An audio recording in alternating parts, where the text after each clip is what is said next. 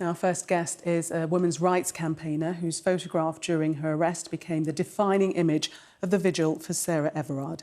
Patsy Stevenson joins me now. A warning, we're about to show you some flashing images during the course of the interview. Welcome to you, good evening. Your reaction, first of all, to the resignation of Cressida Dick? I mean, of course, I'm pleased. I think a lot of families are as well, families that have dealt with like their family members dying in police custody under her reign, all sorts of things that have happened during her being the head of the Met. I think what we need to focus on though as well is that this not be a token gesture. You know, this doesn't fix anything, and I just hope that whoever's in charge next understands that radical change needs to be implemented to fix these systemic issues within the Met. What would mean for you and mark it as not being a token gesture? I mean, you know, a token gesture at the moment is saying, you know, that, oh, she's resigned, so that fixes the problem. You know, what they really need to do is fully focus on what has happened.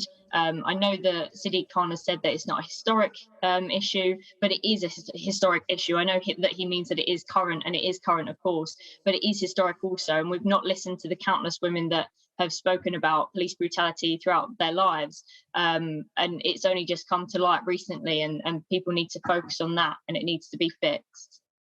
We're looking at pictures of you at the Sarah Everard vigil. How would you characterise your experience with the Met? Well, I never experienced anything like that before. You know, I am a white woman, so I understand my privilege on that side of things, that I've never been racially profiled. I'm straight passing, so I've never had homophobic abuse from the police.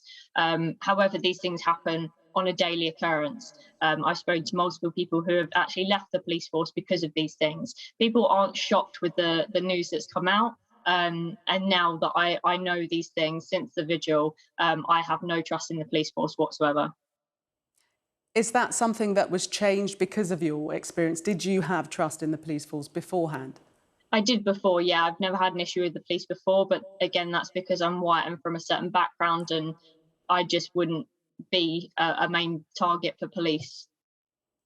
What was going through your mind when you were being taken away by police? We saw the shots of you in handcuffs and that picture that many people now use to mark the Sarah Everard vigil. What was going through your mind? I thought that I would get kicked out of university. I thought I'd never be able to work again. You know, I didn't expect that to happen. Like I said, I've never been in trouble with the police, even on a small scale. So I had no idea what was happening. I've said before I was terrified. A lot of people don't believe me because of the way I looked in those videos. But at the time, you don't realise what is going through someone's head, and the processing of that. You know, it was traumatizing. I had nightmares afterwards. It was awful. The Met claim that they've got a record number of female officers, and certainly Cressida Dick claimed that moves were being made to change the culture of the police force. Why do you think that in reality it seems that nothing has changed?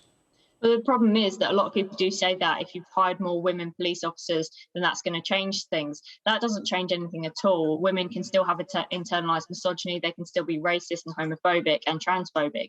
So to say that they might hire more police who are women, you know, to have, you've got, who was the head of the Met Police, a gay woman. So and she didn't do a good job. It doesn't matter if you're a woman or a man. If you are internally misogynistic and not holding accountable the issues that are going on within your police force, it doesn't matter what gender you are, it doesn't matter what sex you are, it doesn't matter who you are as a person. You need to have those belief systems that the police are there to protect and serve the public no matter what.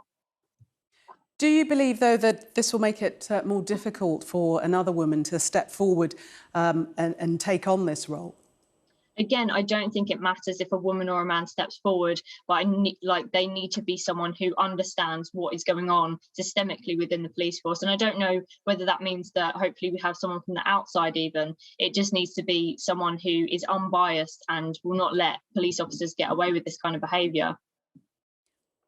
Do you think that there does now need to be further investigation into the culture that has come to the fore, that exists within the police force? There always should have been. You know, the countless independent investigations that they've had. You've got the police investigating the police here, and things like this, although they will come to light a few things that they've done wrong. It needs to be ongoing throughout the whole of the force. It's not even just the Met Police, it's all police. You know, there really needs to be a proper investigation on how to radically change the systemic issues. Patsy, thank you so much for speaking to us this evening. Thank you for sharing your views with us, Patsy Stevenson there.